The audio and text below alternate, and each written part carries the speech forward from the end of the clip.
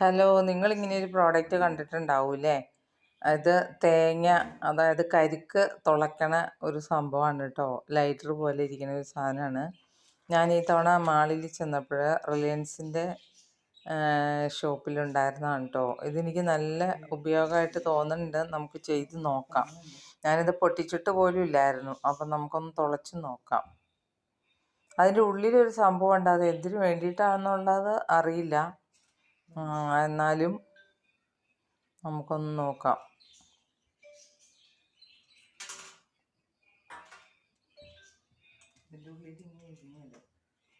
അങ്ങനെ അതിൻ്റെ ഉള്ളിൽ അത് ശരിക്കും നല്ല ഒരു ഹോള് കിട്ടാൻ വേണ്ടിയിട്ടാണെന്ന് തോന്നുന്നു കേട്ടോ. ഇത് നല്ല ഉപകാരം കേട്ടോ. കാരണം നമ്മൾ കത്തി കൊണ്ടൊക്കെ തുളയ്ക്കുമ്പോൾ ഒരു ഭംഗിയില്ലാണ്ട് പൊട്ടിപ്പോവുകയൊക്കെ ചെയ്യും കേട്ടോ. ഇത് നമ്മൾ ഒന്ന് പ്രാക്ടീസ് ആവാനുണ്ട്. കാരണം ഞാൻ തുളച്ചപ്പോഴത്തേക്ക് അത് ചീറ്റി തെറിച്ചു വന്നു കരിക്ക്. അതിൻ്റെ ഉള്ളിൽ ഗ്യാസ് ഉണ്ടല്ലോ, അത് കാരണം. കത്തി കൊണ്ട് പൊട്ടിച്ചാലും അത് തെറിക്കും കേട്ടോ. പക്ഷെ നമുക്ക് അറിയില്ലായിരുന്നു ഇതിങ്ങനെ ഇത്ര പെട്ടെന്ന് അത് തുളഞ്ഞു പോകുന്നുള്ളത്. അപ്പം നമുക്ക് അങ്ങനത്തെ ഒരു സാധനം എനിക്ക് വളരെ ഉപകാരമായിട്ട് തോന്നി. അപ്പം നിങ്ങളും കാണുവാണെങ്കിൽ ഇങ്ങനത്തെ ഒരു സാധനം വാങ്ങിച്ച് ഉപയോഗിച്ച് നോക്കും കേട്ടോ.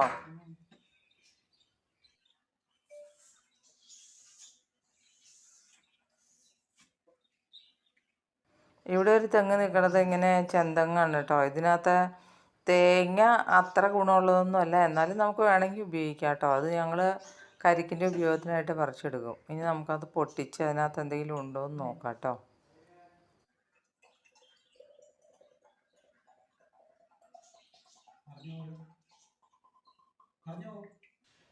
കുറച്ച് സ്ഥലമുള്ളെങ്കിലും ഒരു തെങ്ങ് എങ്ങനെയെങ്കിലും വെച്ച് പിടിപ്പിക്കാൻ പറ്റിക്കഴിഞ്ഞാൽ നല്ലതാണ്. കാരണം 60 രൂപയാണ് ഒരു കരിക്കിന്.